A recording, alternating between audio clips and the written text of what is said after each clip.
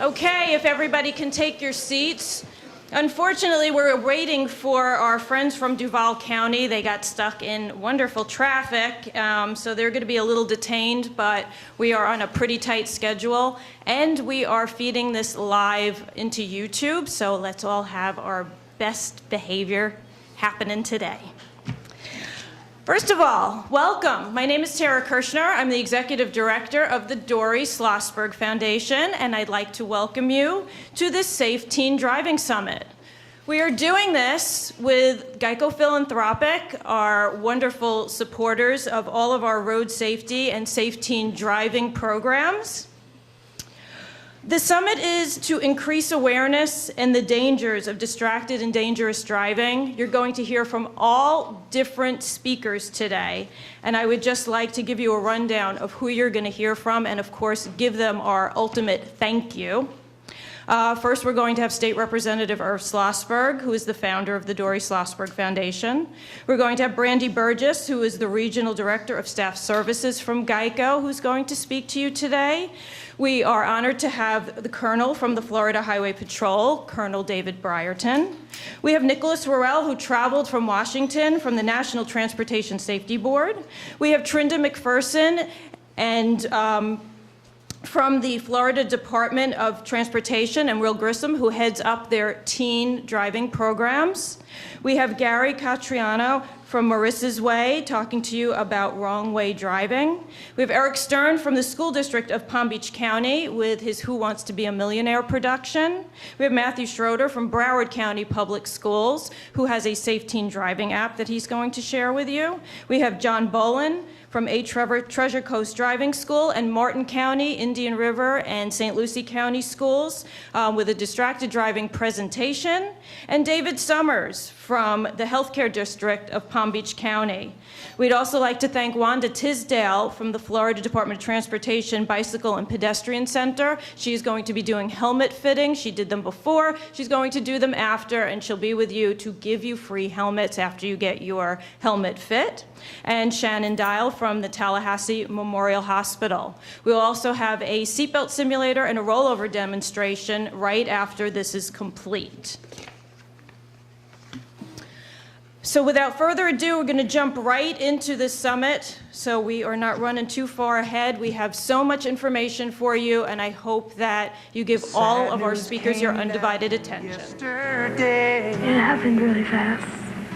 I remember going sideways. Can't believe it's true. The accident totally changed my life, made me lose a twin sister. Now one of my girls is gone. No parent should have to go through what I've gone through. Please, wear your seatbelt.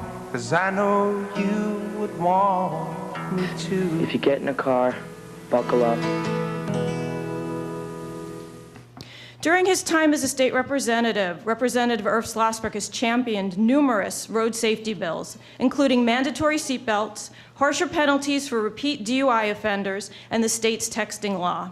He secured funding for the guardrails on Florida's Turnpike and funding for the Dori Slosberg Driver Education Safety Fund. Representative Slosberg's entire career has been devoted to the people of Florida who share our roadways in memory of his daughter, Dori. Please welcome Representative Irv Slosberg.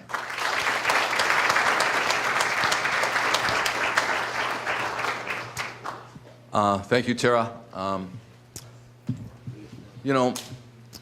It's really kind of difficult. It's not like I have a speech made up or anything, because I don't have a speech made up. And the truth is, what happened to me is you just don't want this to happen to your parents.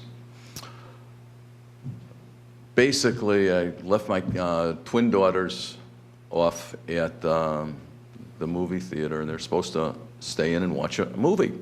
But you know how kids are. Unfortunately, kids lie. Snuck out of the movie. A 19-year-old guy picked up my twin daughters, who were 14 years old. He said, we're going to a party, and he and his passenger, another guy, were seatbelted in and picked up 6 girls and 1 guy, and they're 13 and 14-year-old kids, you know? They thought they were going to a party. So he put him in the back seat of his car, and he was going 100 miles an hour in Boca Raton. And the next thing you know, he lost control of the car. The guys in the front seat, they were fine. They were seat belted in.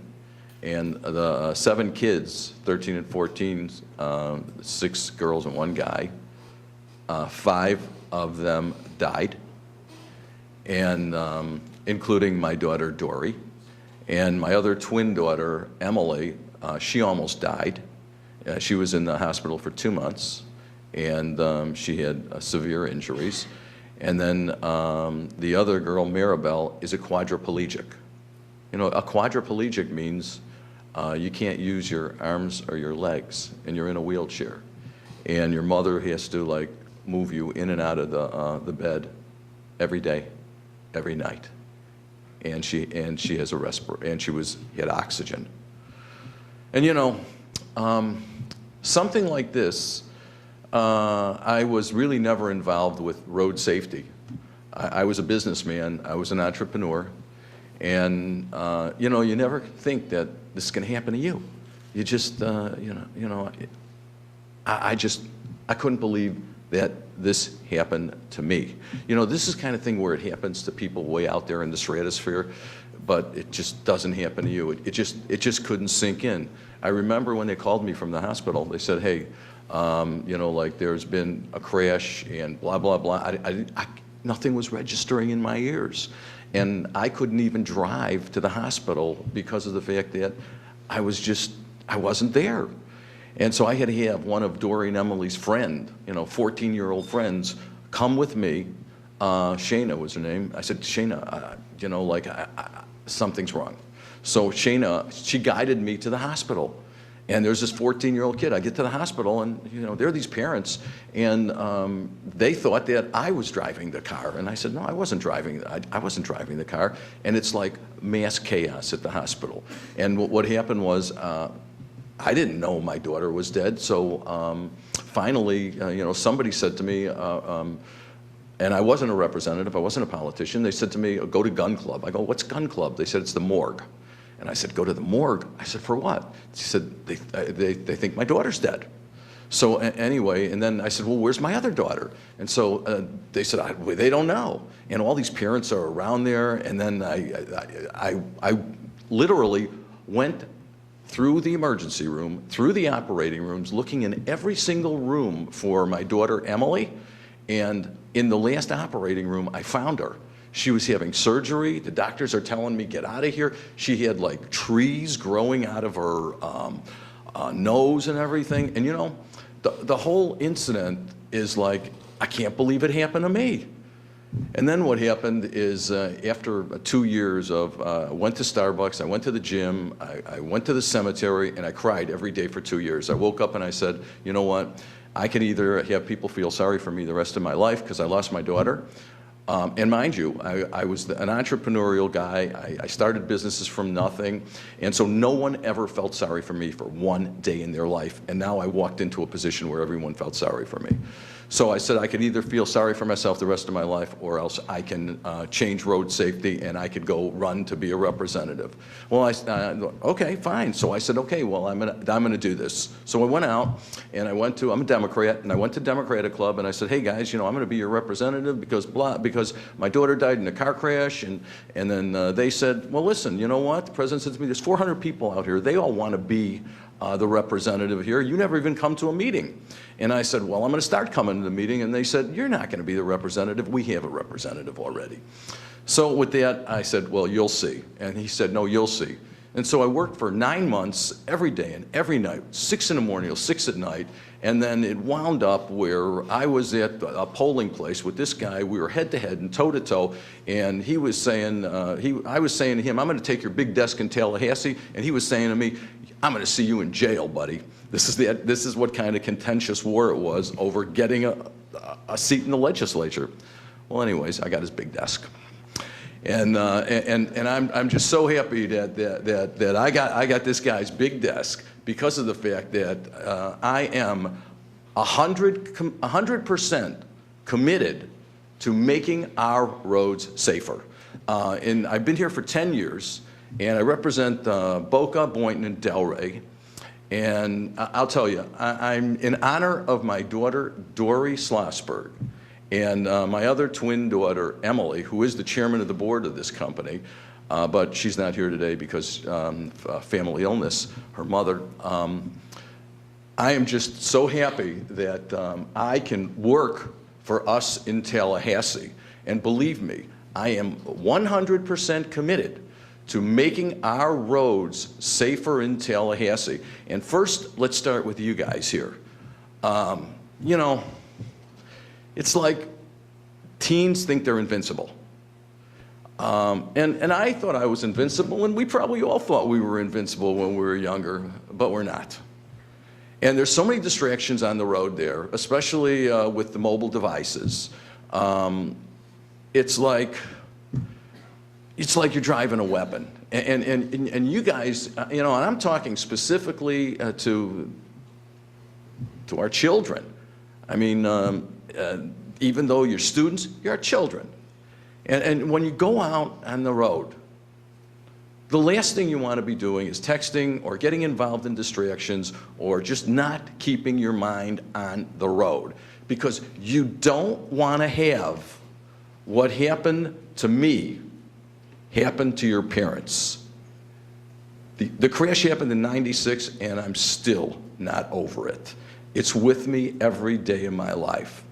And I'd like to thank, you know, everyone, you know, for coming here, all of the road safety people, but most of all, it's the people from Geico Philanthropic who have brought us all together, because their job as corporate citizens is to make our roads safer. So I'd like to pay special attention.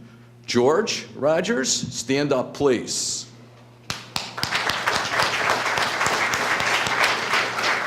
Bob Murrow, stand up, please. Brandy Burgess, please. Andrea Payton-Nash from Washington, D.C. They even send their people in from Washington, D.C. Anyway, listen, from the bottom of our heart, and I want to thank you. And of course, I want to thank Tara, the director of the foundation, Kathleen. Where's Kathleen? And Lisa. And of course, Tara's daughter, Ariel. And anyone else here, really, thank you very much. I mean it from the bottom of my heart. Thanks for helping, and thanks for being on the team. Thank you. Thank you. We just met Brandy Burgess for a moment. She is the Regional Director of Staff Services for Geico Philanthropic in Lakeland, Florida. Geico's been a sponsor for Florida Road Safety Week events for the past 4 years and has been an amazing safety partner for the Dori Slosberg Foundation with spreading the safe driving message. And we know that this partnership has saved thousands and thousands of lives. Please give a big welcome and thank you to Brandy Burgess and the Gecko. Good morning, everyone. I want to start by asking you a quick question. Guess what day it is? Hump Day! You're right, but it's a special Hump Day since we're all here today to participate in the Safety Road Summit. Now, I know when you heard Tara say Geico and then you saw me come up, you probably thought that me and the Gecko here were going to talk about, I don't know, 15% in 15 minutes, but we're not. Instead, we want to talk about 15 seconds. 15 seconds, maybe even less, because that's how long it takes for your life to change forever. In the first year that we drive, 1 in 5 of us are likely to have an accident. So you can look around at your friends now and see that. Motor vehicle accidents continue to be the #1 reason why people pass away between the ages of 15 and 19. And so, why are we here today? We're here today to change that. Geico is so proud to be the fastest growing automobile insurance in the U.S., but we're more proud to be here today with Representative Slosberg, the Dori Slosberg Foundation, and all the many people who bring this event here, because we're united for one reason, and that reason is you and your safety on our roadway. So on behalf of GEICO, let me say thank you for allowing us to participate. Thanks.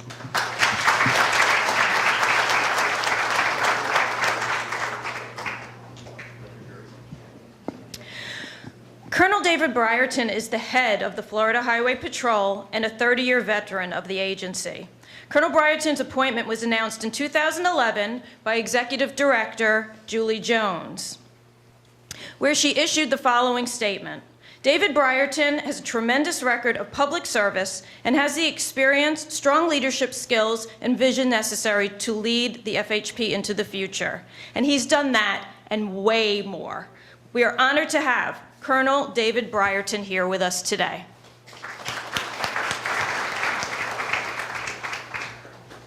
Good morning. First, I want to thank Representative Slosberg and Tara and the Foundation for inviting us to be part of this. And we find it very important. And to show you how important it is, could everybody in the first row in the center stand? In 2010, every day of the year, 7 teenagers from 16 to 19 were killed in traffic crashes. And every one of them has a face and a name, and that's what makes this important, and a family that's affected by it. Thank you. So as you look at traffic safety, it's very important. The patrol's mission is to reduce fatalities and reduce crashes. We do this through enforcement as well as education. And what's important to note here is it's not about writing tickets to us. It's about educating the public to drive correctly and behave correctly while they're driving. Dangerous driving can be anything that takes your eyes off the road, from distracted driving to drunk driving. The environment affects how we have to drive each day, the rain, the fog, and for those of us, of course, that are driving. How many here have driver's licenses right now and are driving? And how many of you have cell phones? And how many of you have texted and while you were driving? We're not giving citations out today, so just... Here's what you have to keep in mind. When you take your mind off the road, your hands off the steering wheel, and you're not paying attention to what you're doing, you're exposing yourself to the hazards that go with driving and texting. And as an example, if you look at texting and driving at the same time is like driving 100 yards blindfolded over about a 4-second period.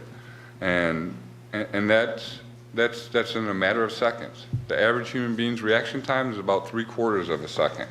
So when you take a look at your ability to react and the amount of time you've taken your attention away from the road, it makes it very hazardous. And it's not just about texting and driving, it's about doing other things. It's about not paying attention, eating while you're driving, drinking while you're driving. Any of these things can be a distraction. You know, last year there was about 39,000 crashes that were attributed to distracted driving. But if you read some of the research on this, there's probably a higher percentage of crashes that people are distracted because we only focus on certain issues there. Of course, the younger and more inexperienced you are, the more likely you're going to have a crash. Teens, of course, have the highest crash rate within the state of Florida as well as within the nation. It's the #1 killer of teenagers. So how do you stop from becoming a statistic? Well, one of the things is defensive driving. And defensive driving is more than you doing your part and doing the right thing, but it's being aware of what's going on around you, the surroundings, the environment that's there. You know, how many times have you been at a stoplight and a red light and it turned green, and you just darted right off as soon as it turned green? You didn't look to see, because there may be that person on that cross street that's trying to make it through the light as it changes red, and they're not paying attention and they run the red light. So you have to pay attention to what's going on around you. It's not just about you, but it's also about the people that are driving on the roads with you. You take into account motorcycles, large vehicles like tractor trailers. You know, they have blind spots, you have blind spots. You have to be aware of that. So what do you have to do? You have to make sure you have proper following distance so that you can react appropriately. Everybody here wear their seatbelts? Okay, about 15% of our state does not wear their seatbelts when they're driving, and that's something that we're trying to educate people about. Make sure that you turn your lights on in fog and rain. Make sure that you're driving unimpaired. And what I talk about is DUI, being under the influence of alcohol or drugs. And there are consequences to DUI. And I was reading an article last night, and there's a 21-year-old young woman who was involved in a crash when she was 20. She was going the wrong way down the highway. She's reported to be under the influence, and she killed 2 people.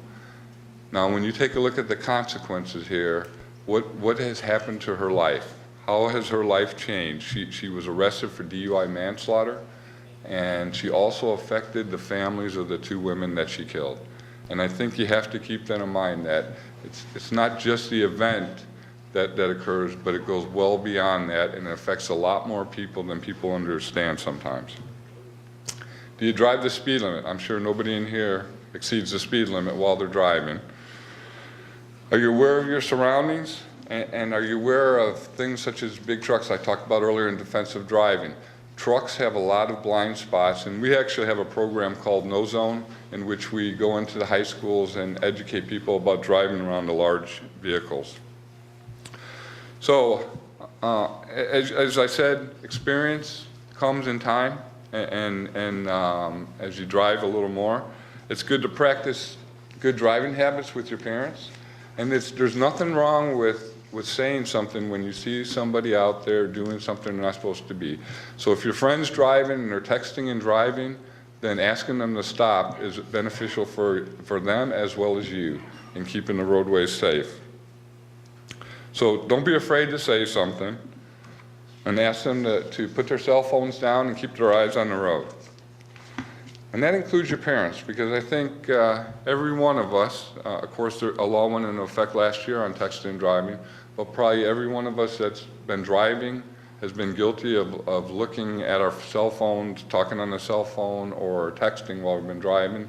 And it's a hard habit to break, but it's important that you do break the habit and drive appropriately.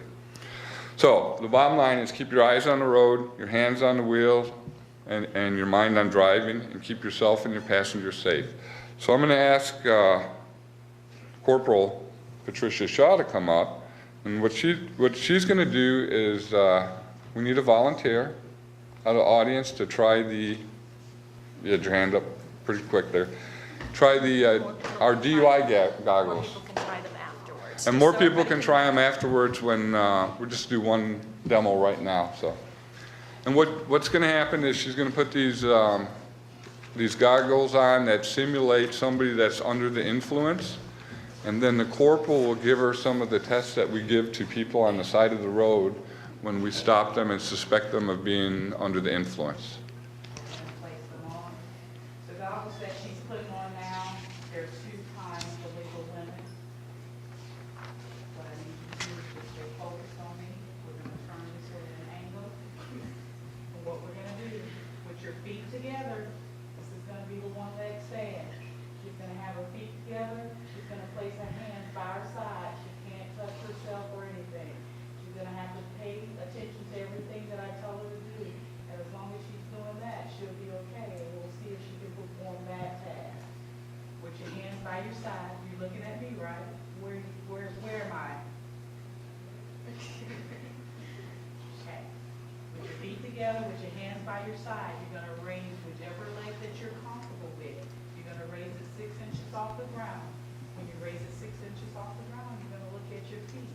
As you're doing it, you have these foot 6 inches off the ground. You're going to count 1001, 1002, 1003, 1004, all the way up to 1030. Do you understand what I explained to you? All right. Keep your hands by your side. Go ahead and do it for me.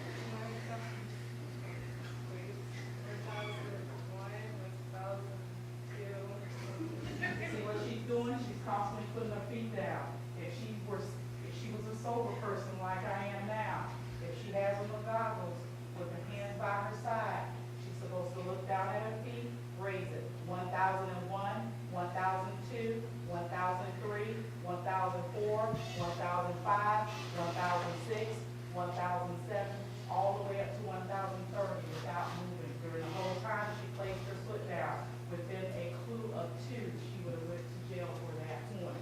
We're going to try to walk in turn with her having the goggles on also. Are you ready? On this exercise here, face me at an angle.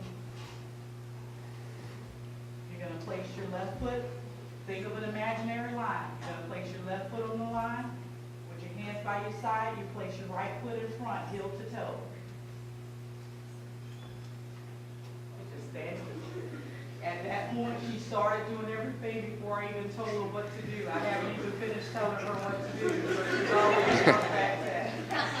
But anybody sober at that point, this test goes here. You place your left foot in front with your right foot heel to toe. You're standing here. We just have you stand here at that point. From that point, we give you what to do from that. You take 9 heel toe steps forward. At that 9th step, you'll have your left foot will be planted. We tell you to take a series of small steps, and you'll turn all the way around. And at that point, you still have that left foot planted on the line, and you'll take 9 heel toe steps back, counting it out loud while you're doing it.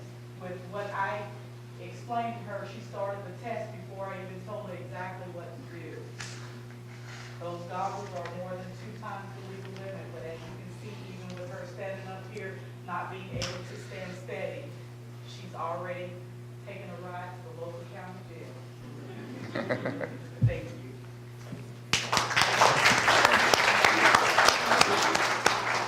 Thank you, Corporal Shaw. I just want to tell you that the Florida Highway Patrol is committed to traffic safety. And again, it's not just about writing tickets, but it's about educating the public on the correct way to drive and behave on the roadways. And just again, thank you for inviting us to be a part of this important event. And as I mentioned before, when you all break for lunch and when our friends from Jacksonville get here, you will be able to try the goggles again, and we'll have the rollover simulator and the seatbelt simulator out during that time.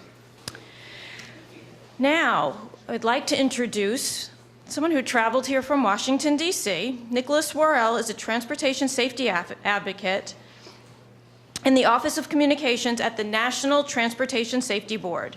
He has over 20 years of government service, including having served in the U.S. Marine Corps, and now for the National Transportation Safety Board, with his primary area of focus in youth highway safety, motorcycle safety, and distractions and mass transportation safety. Please welcome Nicholas Worrell.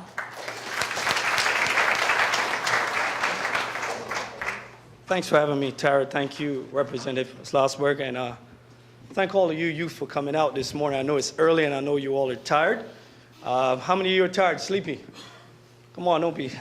I'm a talk back type of person, so you're going to have to engage with me today a little bit. You're going to help me through this presentation. I can't do it by myself. As I was moving through talking with some of you this morning, asking you about yourself, many of you are in high school, many of you are junior high, and I was asking you, what are you looking to hear today? And you tell me you don't know. Some said about distracted driving. So you've heard a lot. You've heard from Representative Slosberg this morning. You've heard from the Highway Patrol about some of what they're doing. So I'm going to try to go through a little bit and talk to you about what NTSB does and a little bit about distracted driving as a whole. But I need you to help me through this presentation, okay? I can't do it by myself, all right? I only have about 10 minutes, so let's get started. As again, you say, I'm Nicholas Worrell. I'm with the National Transportation Safety Board. And how many of you know what NTSB does? Anybody? Okay, let me make sure I'm queued up here. Okay. Terry might want to give me just flip. Just trying to flip the slide here. Hold on. Okay.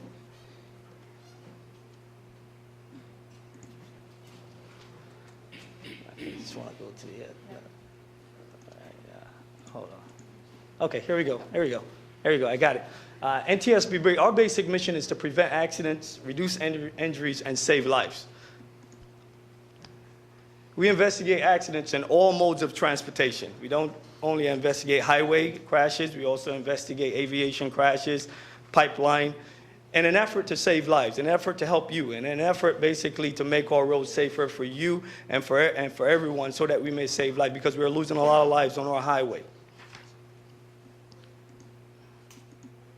We have what we call the most wanted list for safety improvement, and that's why this year we put distracted in transportation of our most wanted list for safety improvement.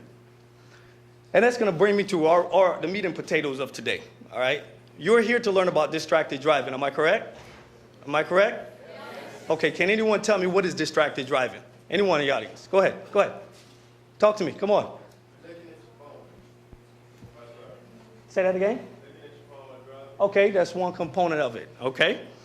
Distracted driving, that's one component, as you say, looking at your phone while driving. So today, as I go through the presentation, we're going to talk about a couple different forms of distracted driving. It's not just looking at your phone, but you've heard about texting back and forth with someone. You heard about accidents which have killed people. You heard a lot about texting, but it's more than just texting and driving. It's also have components of eating, as the state highway patrol stated. So today we're going to learn about these four components: cognitive distraction, visual distraction, manual distraction, and auditory distraction. This is why you are here today, to learn about these things that you may not commit them, because when you think it's just one thing you're doing all four of these components. And if you think that you can do all four of these components and basically drive at the same time, it's naturally impossible. You can't do it. So in essence, first off, let's look at manual distraction. Manual distraction is taking your hands off the wheel, or maybe texting. You may take both hands off the wheel and to do something. That's manual distraction. All right? Cognitive, visual distraction is taking your eyes off the road. You're looking somewhere else. You're not focusing your full attention on the road. Now, cognitive distraction, on the other hand, is that's when your mind is not engaged. You're thinking about making a call, you're thinking about doing something, you're thinking about what type of music you want to listen to or something like that. That is cognitive distraction. Now, auditory distraction, on the other hand, that's, say for example, you're driving down the road with 3 or 4 of your friends. You want to play your song, I'm Happy, the Happy Sound by Pharrell. You want to play Happy and you crank it up all the way and you're not focused on what you're doing. Okay, that's auditory. Now, all of these distractions affect you in some way, shape, or form. Now, the video distraction just don't affect you. It affects all of us, adults, all of us alike, okay? The video that I'm going to show you now is a professional driver who is distracted. That's why adults alike, we have to basically set examples for you, because you learn by what you see. You develop habits by what you see. So the video that I'm going to show you today is about a distracted driver. You're going to have a test on this, so remember the 4 types of distraction that we just talked about. What are the 4 types of distraction? Go. You got it. You got it. There's a bonus for this. There's possibly a trip to Washington, D.C., so you got to get all this right, okay? All right, let's go ahead and play the video.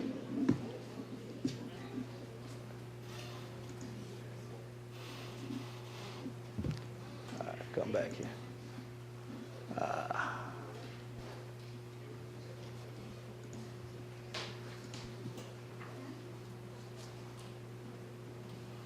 I need to go back a little bit here, the technical person. Can you take me back? There you go.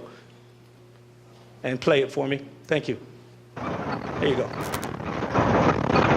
Pay close attention. This is a professional driver. He's carrying a busload of folks.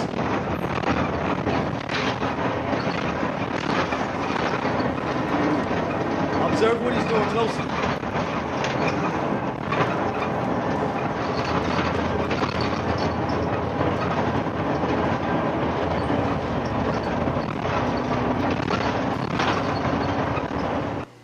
Okay.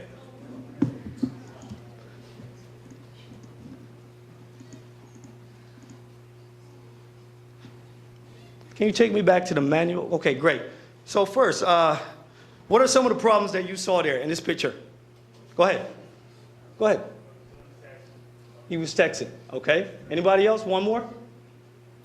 Go ahead. He's writing. Okay, good. So right here, he's writing. Okay, what type of distraction would that be? There you go. You guys got it. Smart audience. Okay, on this picture now, what do you think he's doing? Okay, so he's looking down. So what type of distraction is that? Visual distraction. You guys are smart. You can come and do this presentation, you know. Now, is he thinking about what he's doing? No. Okay. Is he focused on the driving task at hand? No. So what is he doing? What type of distraction? So what are the 3 distractions we got already? Okay, so what is the other one we haven't discussed as yet? Auditory, okay. Now, I don't have a visual of auditory, all right? Now, auditory is what? Music. What's one of your favorite songs? Okay, there you go. You play that loud and you were distracted. That's auditory distraction, okay? So you have 4 types of distraction that you guys will be faced with as you learn about this. For you that are not driving, follow me here now, guys. For you that are not driving as yet, this is what Representative Slosberg and the Slosberg Fund brought you here to learn about. These type of distractions will affect you in some way, shape, or form. That's why you have the graduated driver's licensing program, because many of you are inexperienced. Your mind is not developed enough to basically understand or take this type of load and focus on the driving task. That's why we're seeing a lot of these accidents today. All right, and I'll come back to that later. At NTSB, we investigate accidents in all modes of transportation, and we're seeing this in real highway, marine, aviation, all components. It's not just you. So we're not just here to beat you up. We're not beating you. We're just here to educate you and what you need to do and what you need to talk about your peers about. All right? Now, there's another test coming. I'm going to show you 3 videos, and I want you to tell me what type of distraction is the individual engaged in. Let's roll.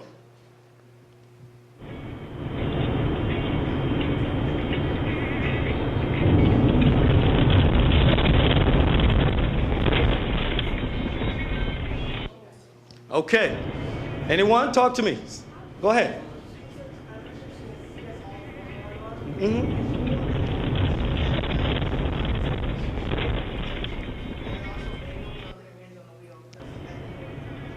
Exactly. And she was very fortunate that she didn't get in an accident or something of that nature, all right? Or lost her life or killed someone else.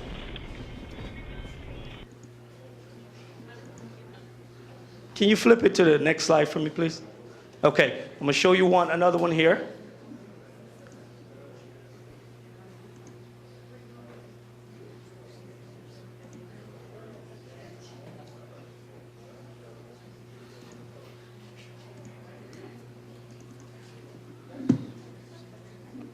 Well, this one wouldn't play, but you can see the photo of this one. What is she doing? She has the phone to her hand. So how was she distracted? Okay, because the phone is to her hand. She's not focusing on the driving task at hand. All right, so you get the point. Can you flip to the other slide for me, please? Okay, let's see if this one would play. Play it. Go ahead and play it for me.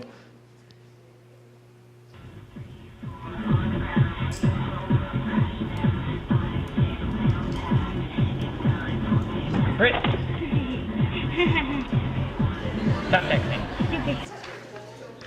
Okay, so go ahead. Talk to me, someone. Quick. Go ahead. Right here. Cognitive. You got it? Okay. All right. Auditory. All right. But what's important here? What did her passenger say to her? Go ahead. Huh? Brittany. Something else he said to her. Stop texting. He said, Brittany, stop texting. And that's what we are asking you to do. Talk to each other. If you see someone, your mom, your pops, your family member, anyone texting it or using their phone, that is your life that's in danger. Talk to them and tell them, stop texting and driving. Okay? Can you flip to the next slide? Okay, great. Now, 10, 12 years ago, we investigated the first accident at the NTSB where a teenage driver was driving a minivan. That driver crossed over the median, and that driver killed 5 individuals. These are just some of the examples that I'm going to show you. That the driver was distracted due to a wireless telephone. Now, last week I had the privilege, as with the Dori Slosberg Foundation, of giving a presentation with Mr. Feltman, Joel Feltman of the Casey in Philadelphia. His daughter Casey was killed also by a distracted driver. And one of the things that he said to me He said, Nick, I didn't stop driving distracted not until I lost my daughter in the accident. And sometimes it takes tragedy, but we don't want to get to that point where you have to stop driving while distracted because someone else was lost their life or injured or something of that nature. So that's why the Dori Slosberg Foundation is seeking to educate you, because you are the future. You're the ones that's going to take this message to the legislators and to everyone else out there to let them know, look, you have to stop it. It's dangerous. It's becoming an epidemic. This video, the shot that we just showed previously, is a bus driver. This bus driver was taking a group of kids from Baltimore Washington Airport to Mount Vernon to do some sightseeing. And what happened is that he drove the same route.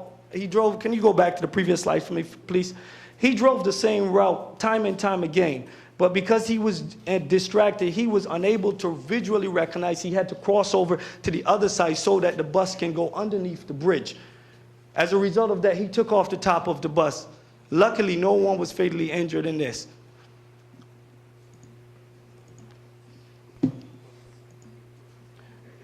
This is another accident where, again, a large truck, an 18-wheeler, he was on the road driving, and he was using his cell phone and basically lost control. And that accident, he was distracted from the driving task of using a cellular device at the same time of the accident. So these are just a few examples that I'm showing you here. I would talk more about it, but I don't have a lot of time at hand.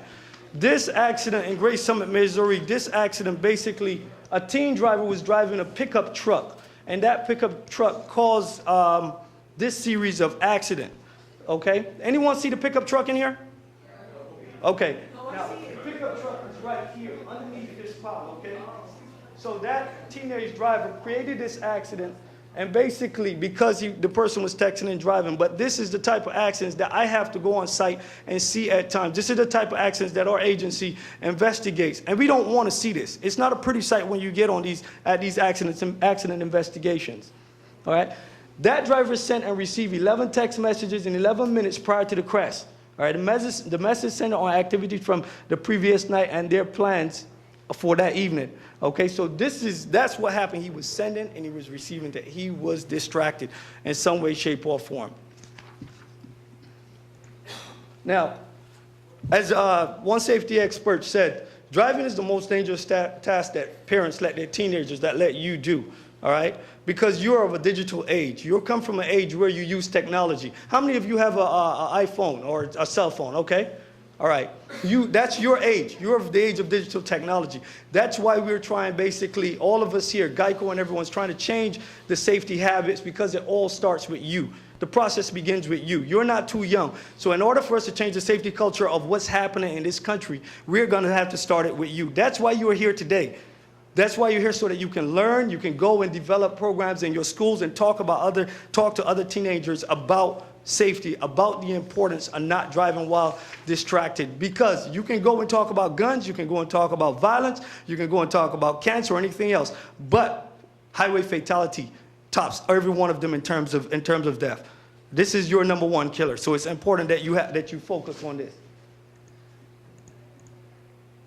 So what can happen? There are a lot of things can happen also when you say you're driving a car and your friend texts you, your mom texts you, or somebody like that. There are a lot of dangers in that also. So I want to show you a quick video of what can happen if someone is texting you or a story while you were driving.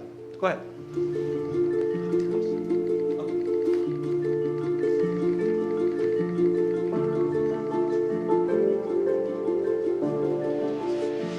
Ashley would text hundreds of messages every day. That was... Okay. Let's move along. What can happen? So outside of that, what can happen, what can be done for us here is basically we need each of you to help us. We need the legislators, we need the educators, and we need the law enforcement, okay? Now you can help us educate, all right?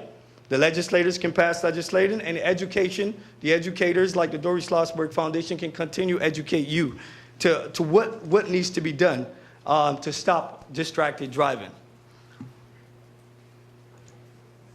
So my last slide here, I'm going to go ahead and talk about just speaking out, okay? Habits are developed. You can either do one or two things as you develop driving habits. You can change a habit, you can replace a habit, okay? or you can continue with a bad habit. So the important thing here for you is not to develop the bad habit of distracted driving, all right? So start now.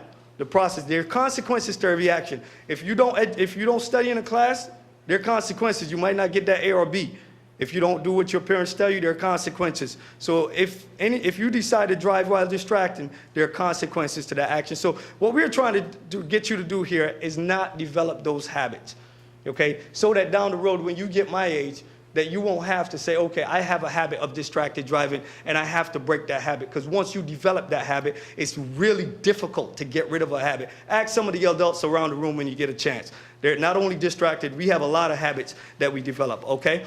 So I just want to say to you again, the mere fact that you are here showed me that you are leaders. Show me that you have a future. And each of you never know where you're going to end up. You never know. You could end up at NTSB like myself doing what I'm doing now. You can end up being a safety investigator. You can end up being an airline pilot. You can end up being a truck driver. So, and whatever you do, make sure you do it 100%. And when you talk about distracted driving, do it 100%. If you see your parents driving distracted, as I state again, tell them stop texting while driving, because no call and no text is ever worth a human life. Thank you, Tara, and thank the Dori Slosberg Foundation. Appreciate it. Thank you. Trinda McPherson is the State Bicycle Pedestrian Safety Coordinator for the Florida Department of Transportation. In addition to this office's numerous safety campaigns, there are two more recent ones that are extremely important given the statistics concerning bicycles and pedestrians. The programs that you will now hear about are called Alert Today, Live Tomorrow, Safety Doesn't Happen by Accident, and the Put It Down campaign. Please welcome Trinda McPherson. And she's coming to you, injury and all. Good morning. Thank you so much for being here. So I'm not going to spend a lot of time talking about me because I want to talk about you and what you're here for today. So we can go ahead and go to the next slide.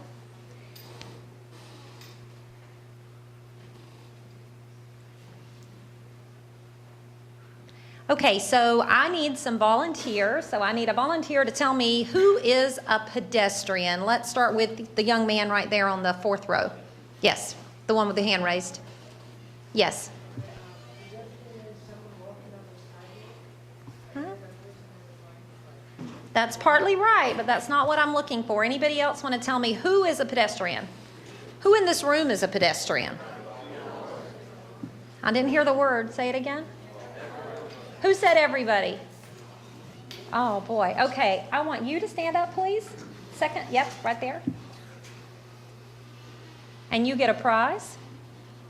Everybody is a pedestrian, whether you drive or ride your bike or ride a bus or whatever you do. When you get out of your car and you walk across that parking lot, you're a pedestrian. Okay, so now I need someone to volunteer to answer the second question for me. So I want you to name 3 things that puts a pedestrian at risk. Could you stand up on the front row? Talk really loud so everybody can hear you. Either not be paying attention to what's going on the road, cross during a red light, or doing stuff on their phone. He got 2 of them. Stay standing. Do I have anybody that can get the third one? Jaywalking, that's a good one. Okay, so can both of these guys have a prize? I have the young lady, second young lady, and the young man with the hat and the blue shirt. Yeah, thank you. Okay, so this is a really good one. I don't want anybody to shout out. Now I want you to tell me so I can pick who wins. How many pedestrians do you think were killed in Florida in 2012? If you'll raise your hand, I'll call on you. You, young man? The one that, right, yeah, you. Stand up. How many do you think? Not 10,000, thankfully. I would have a really, really hard job. The third young lady, third row, lady in the middle. Can you tell me a number? Nope. All right, I'm going to give you one more try. Let's have the young man on the end. No. No. Okay, so in Florida in 2012, 473 pedestrians were killed. 473 moms, dads, brothers, sisters, uncles, aunts, children, grandparents didn't make it home that day because somebody struck them and killed them, whether it was their fault or whether it was the driver's fault. The driver could have been texting, not paying attention, and we're going to talk a little bit more about that. So what percentage of roadway fatalities in Florida do pedestrians account for? Yes, sir. No, sir. Yes, ma'am. That's closer. Way back in the corner, huh? No, sir. All right, one more. You're closest, 20%. So if you'll stand up, they'll give you a shirt. 20% of all the fatalities on Florida roadways are pedestrians. So I want you to think about that every time that you text, every time that you stop at a red light and we look down at our phones and we just want to check and see what my friend said, and we look up and we realize the light's green and we go. And we don't think about if there's a pedestrian in that crosswalk, and we don't think about that right turn on red. So 20%, that's 1 in every 5 people killed on Florida roadways are pedestrians in Florida. So what direction should bicyclists ride, with or against traffic? Let me pick somebody, the guy in the red shirt. I'm sorry? Against traffic is wrong. So now you all know the right answer. So there's no prize for, we got the wrong answer. So the right answer is you always ride with traffic. Bicyclist, if you're riding on the roadway in the bike lane or in the lane, you're always required to follow the same traffic laws as all other motorists. How many of you, just by a show of hands, how many of you look to see if there's a bicycle coming up beside you before you make a right turn on red? Raise your hand if you've ever even thought about that. Do you know that bicycles, that bicycle lane on the right-hand side of the road, that they're coming up beside you, and when that light turns green, that bicyclist has the right to go just like you do. So if you're going to make a right-hand turn and you're not looking for that bicyclist that might be approaching on the left, then you could very well end up in a serious crash and fatally injuring someone. All right, so I need one person to volunteer to name 3 things you should look for before turning right on red. And I may have already given one of them away. Let me pick somebody who has not had a chance. Right, 1, 2, 4th row on the end. You.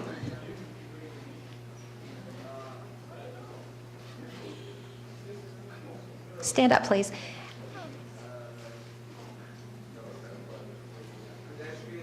Pedestrians, yes. Yes. Yes, very good. So he gets a shirt, please. Very good. Great answers. Okay, and I need one person to tell me, young lady, I'm going to let you do it. Tell me, it's you, Tell me who is required to wear a bicycle helmet in Florida. That's correct. So she gets a shirt. So anyone under the age of 16 is required by law to wear a bicycle helmet in Florida. But who should wear their bicycle helmet? Everybody. That's right. Okay, we're ready for the next slide. All right, so we're going to talk a little bit about you now. I wanted to just kind of see what you knew and kind of get you, to think about what's going on in Florida. But did you know that the age group that you're in is the age group that is at the greatest risk for cell phone related injuries? And that could be walking, that could be riding, that could be anything. But adults under 30, of course, are more likely to use their cell phones and distract themselves, whether they're walking or driving. But 16 to 25 is the biggest age group. And I know I've already said this, but have you ever looked up just after texting, reaching in your purse, eating, looking back for your friend, you drop something in the floor? Have you ever looked up and, oh my God, there's a car in front of you and you have to hit the brake really quick so you don't run into the back of them? What if that was a pedestrian in the crosswalk? Pedestrians are the most vulnerable. Pedestrians and bicyclists are the most vulnerable road users on Florida roadways. So it's very valuable that you not only think about the driver that you might rear end, or you think about yourself and you might, hit something else that would injure you, but you got to think about those vulnerable road users that are out there as well. So do you know that a pedestrian that's struck by a car that's only going 20 miles an hour has a 50-50 chance of living? 5 in 10 pedestrians that are struck by a car going 20 miles an hour dies. That's true. And if the car is going 40 miles an hour when they strike a pedestrian, 90% of them die. 90%, that's 9 out of every 10 if the car is only going 40 miles an hour. I don't know about you, but my neighborhood, the speed limit's 30 miles an hour. So the chances of if a child darted out in front of me while I was texting or looking away for a moment, the chances of them dying if I hit them are great. And I don't know if you are at the age where you can really perceive that, but what you would go through, just the trauma that you yourself would go through the rest of your life if you did strike someone and fatally injure them. So we can go to the next one. So this is a fact. 80% of teens say that they would listen if their friend told them that they were scaring them in the car. Their driving behavior made them uncomfortable. So my question to you today is, are you going to be the driver that makes your friends uncomfortable? Or are you going to be the friend that speaks up and says, hey, that's enough, you're scaring me, this shouldn't be happening, I can't ride with people who are distracted, who aren't paying attention? Which one are you going to be? I hope that you're going to be the teen that speaks up, because speaking up and speaking out is the way to save your own life and your friend's life. You know, we hear a lot of things about impairment, and we hear about people who have impaired driving programs, so like Tipsy Taxi and things like that, so you can get a ride home. But they don't think about that with distraction. You step up, you stand up, you be the example, be the person that changes this situation around for the positive so that you and your friends survive, so you can go to college together, you can grow up and raise your kids together. Next slide. So in November 2011, Secretary Prasad said this was enough. He elevated pedestrian and bicycle safety to our focused initiative level in Florida. It is his highest level, and he assigned Secretary Billy Hadaway to be our champion, and Secretary Hadaway champions this initiative across the state. Secretary Hadaway quickly formed a leadership team, and we began to try to increase awareness in the state of Florida. In 2012, we found that we really needed more support. We have 7 districts across the state of Florida, DOT does, and so we assigned a district champion. And this champion is a person in the district that really gets out and makes sure that everybody in their district who works in DOT and all of the people at the grassroots level, which is people out, you know, everybody, the general public, are made aware of how valuable it is to stay safe and to keep pedestrians and bicyclists safe. In 2013, we formed Florida's first pedestrian and bicycle safety coalition. It's a group of diverse partners. Some of the people here, FHP, for example, is one of our partners. And we actually go out and do events. We were out with the Miami Heat this past weekend doing a huge bike ride in Miami. Lots of different things. I'll show you a couple of those things in a few minutes. But this coalition is charged with increasing awareness and driving down fatalities. Next slide.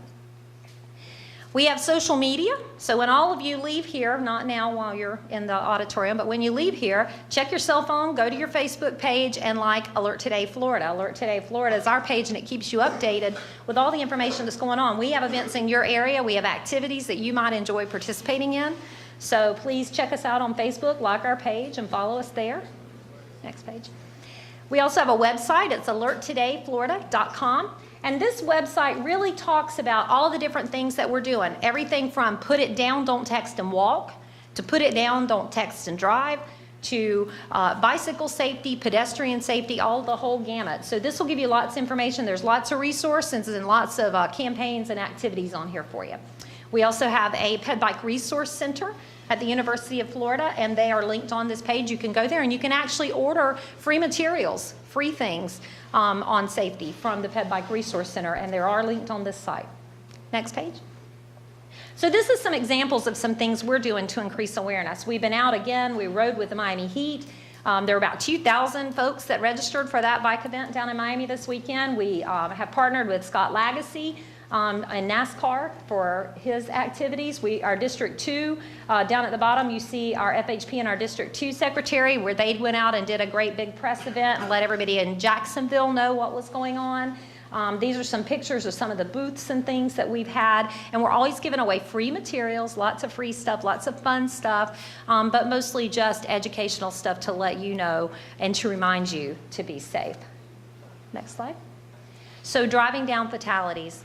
At DOT, our one objective is to drive down fatalities, and our goal is 0 deaths. I know a lot of people say there's always going to be deaths, there's always going to be crashes, but it doesn't always have to be that way, and we are convinced that we can drive down fatalities towards 0.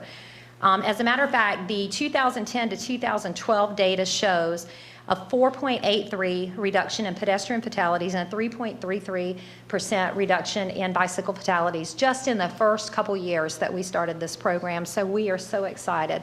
And the preliminary results for the first quarter of 2013 compared to the first quarter of 2012 per the Governor's Highway Safety Association shows as much as a 23.5% decrease in fatalities in Florida of peds and bikes. So we are making a difference. And together with you, together with all of the partners we have across the state, we will make a difference. We will be safer. Next slide. So always remember, safety matters. And I just wanted to give you a quick chance if anybody has any questions about anything I've told you today. Questions? No? All right. Thank you so much for listening to me. Hope you have a great day and you guys stay safe out there.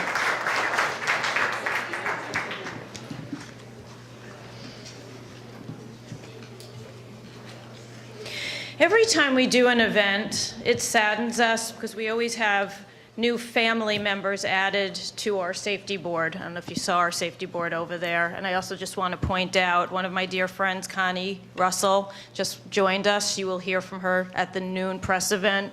Her son Matthew is that handsome guy with the dolphin who attended Florida State University, and I'll let her tell you all about his story and the huge loss to her and the huge loss to everyone else because Matthew passed so soon. Right now, we have Gary Catronio, and we're going to play a video, and then I will tell you a little bit of something about Gary before he speaks to you.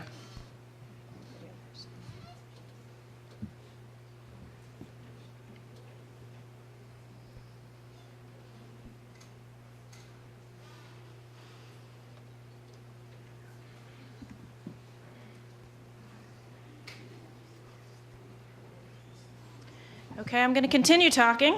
After the tragic passing of his daughter Marissa, he started Marissa's Way.